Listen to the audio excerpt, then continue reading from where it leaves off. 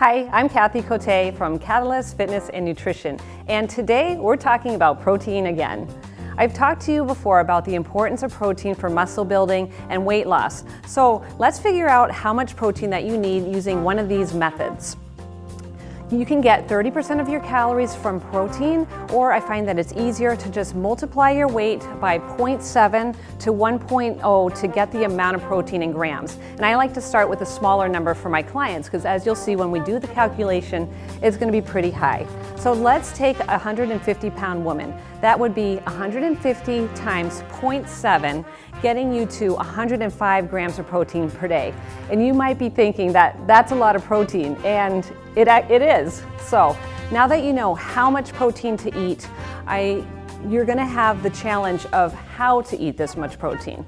So this is a challenge for most of my online clients as well, and I have strategies that I can coach you through to reach your protein goals, leading you to successful weight loss or creating a lean and toned physique, whatever your goals are.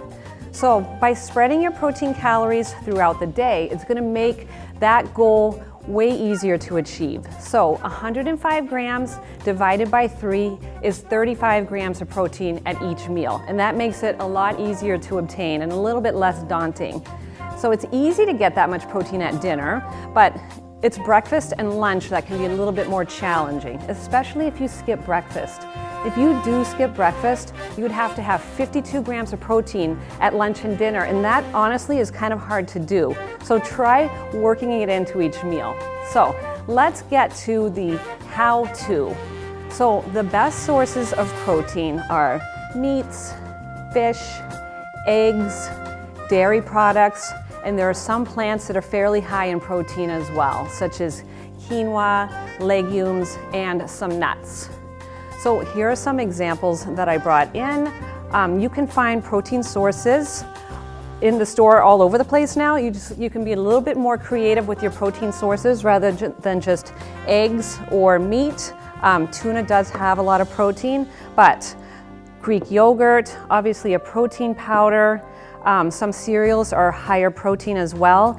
Eggs.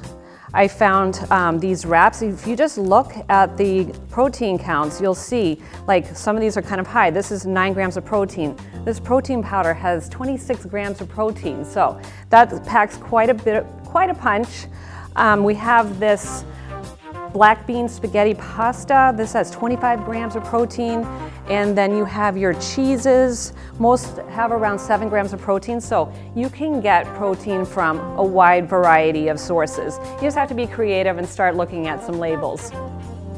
The next thing that you would want to focus on is the importance of lean protein sources. So these sources are going to be mostly protein and relatively low in calories.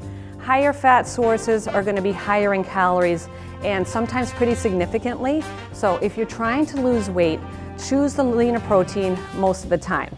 So here's an example with a 4-ounce boneless, skinless chicken breast that has 120 calories and 25 grams of protein and only 2 grams of fat.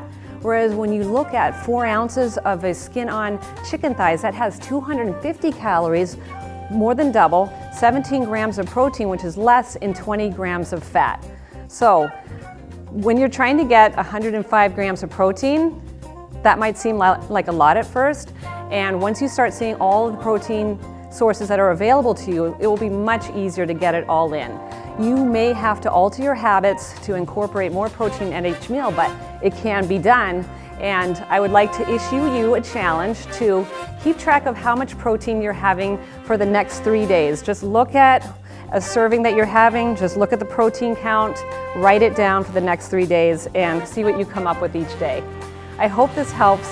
If you have any questions, please let me know. I'm more than happy to answer them. You can contact me through my website at www.katalystfitness.net.